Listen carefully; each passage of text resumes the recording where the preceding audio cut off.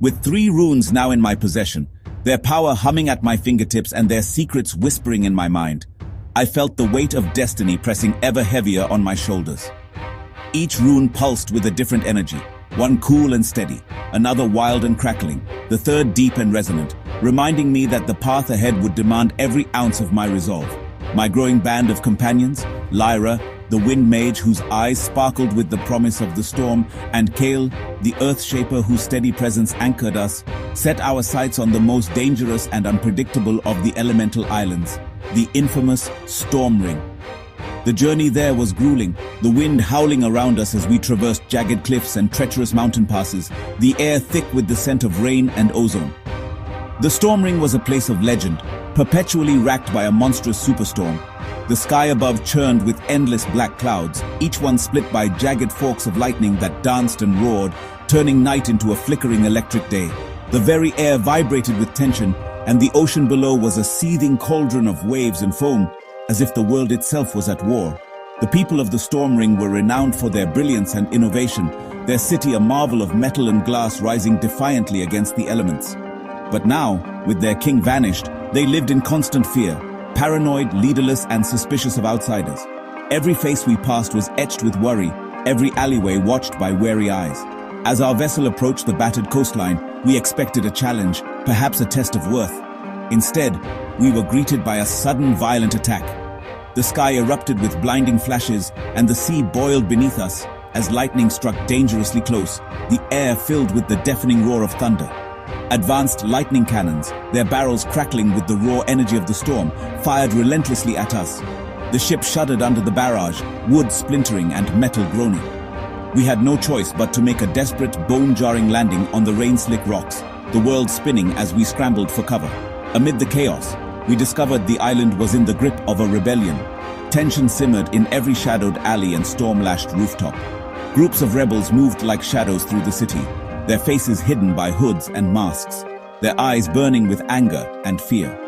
A faction of engineers, convinced that the other kingdoms were responsible for their isolation and the king's disappearance, had seized control of the city's heart.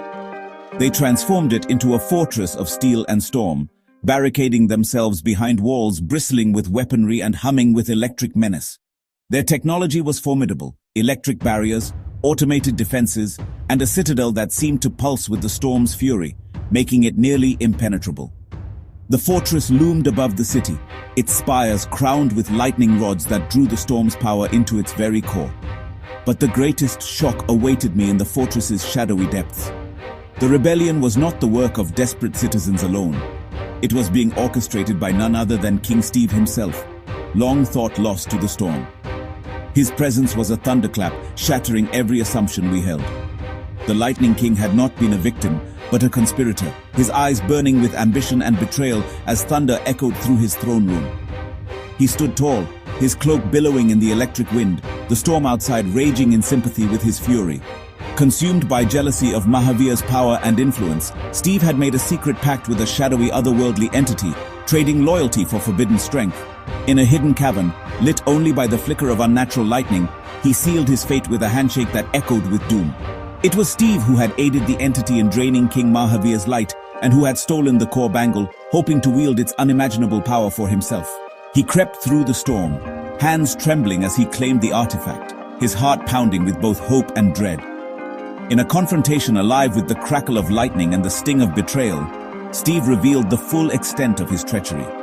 The air between us sizzled.